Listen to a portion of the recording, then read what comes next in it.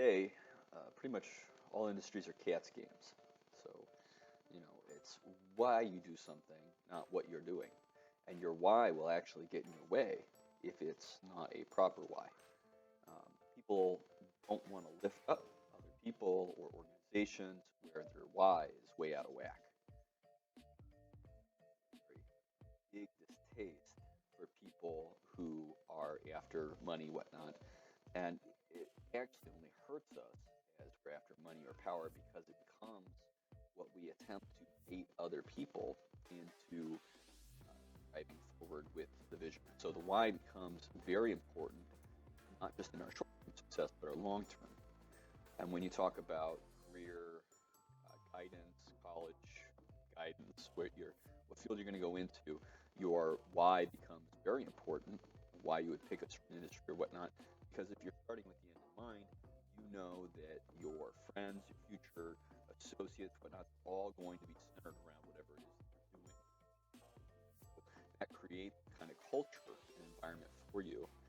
So if you're starting with the end in mind, do you want to be, grandparent with the grandchildren, great grandchildren, all running around the house, and if you're not building towards that end, if your focus on your short-term goals are way more important than even thinking about those goals, then you're making decisions that are not going to be sustainable long term, and that's really going to hurt you. And so knowing what your goals are, knowing what your commitments need to be to attain those goals in the long term are very important. Understanding your value system, how your value system works, is very important. It's important to recognize that, yes, your mind is like a computer. You can program it to essentially believe or do whatever it is that you want. You can stack it to, be however you want it to be.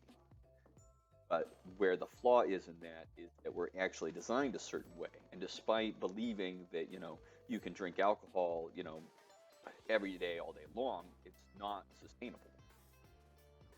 By thinking that, certain things are going to be healthy for you, they're not sustainable. Water in the wrong dosage is deadly.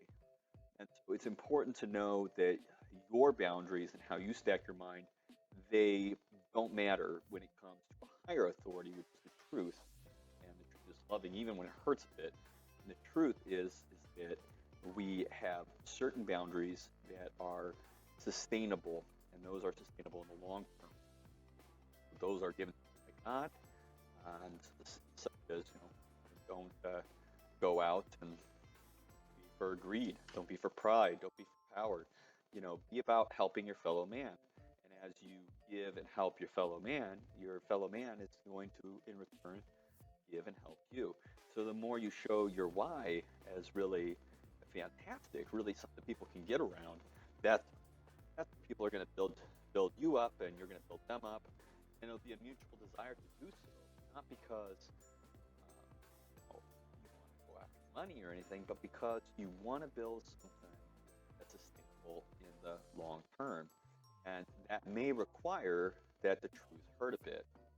Jesus knew that he was going to end up the way he was at the cross because he knew what dynamic he was facing. The Bible's not 12 pages because we're not that simple of people. We end up in different dynamics all the time. And it's understanding what dynamic that you are in, not what another person is in, and how to confront or face that.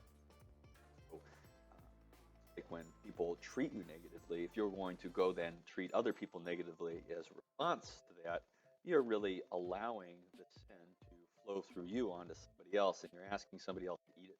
When you eat the sin or let it go or shrug it off, then you show yourself as a more mature person, a stone in a sea filled with people who are going to go about the winds of the waves. They're looking to float, or they're looking to be around people who they can, harm and not have retaliation.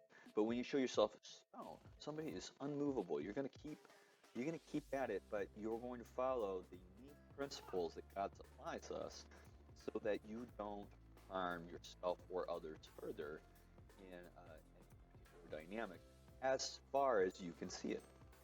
And so without needing to be God, act your beliefs or your mind the way that would give you what you want on this earth, and recognizing that it's not about this earth, it's not about your life, it's about the next life, about the next generation, it's about your great grandchildren as they survive on this earth, because we're not going to live forever as in this body and on this earth. We're going to be given a new body in a new earth, and that's kind of the replication over time. You think about our children or grandchildren as they flesh out some of our generations. We've either committed or been handed down. And like when a president is given new stuff that an old president had to deal with, and that new president is going to make certain mistakes, some mistakes, but how many mistakes? And that's a choice that we have in our life, and because we do pass it down to our children, they're going to pay attention to what we do, not what we say. It's very important that we recognize where we're double-minded, because most often when we're angered by something, we're actually doing that in another area of our life and don't even recognize it. So the way you hash that out is recognizing that the people around you actually mirror God to you, and that they're kind of a reflection of your own mind outside of it. Giving your mind to other people what you're actually reconciling, they can, jump on that, cause a lot of problems for you. But if you focus on that, we're a hive mind, but we're also independent as well as interdependent in that hive mind. That when you talk to other people in the community, you can reconcile that whatever message you're getting is for you, and whatever message they're getting is for them.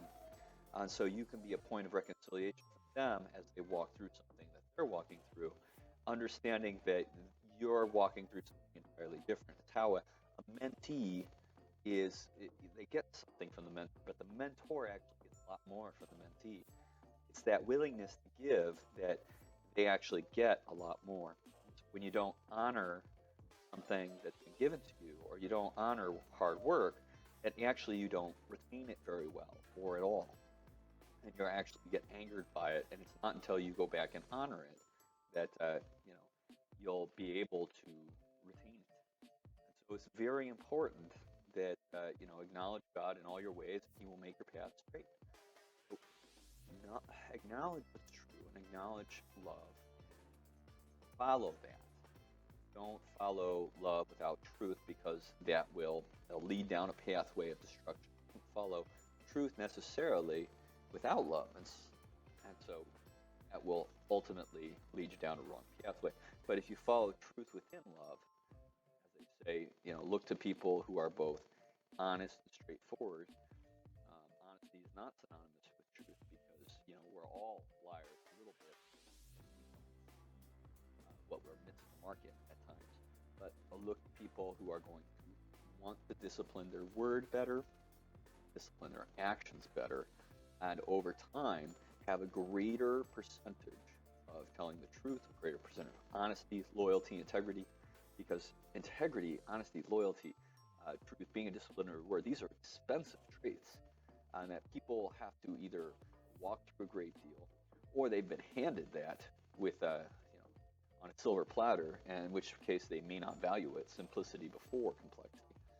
But people who have been through a lot understand the value of those things. And if you do not understand the value of those things, not yet been through a lot, and I hope that you don't have to, but it's a matter of what somebody's willing to sacrifice, and then how they dig themselves out of that hole that they've been put in, buried. God buries you.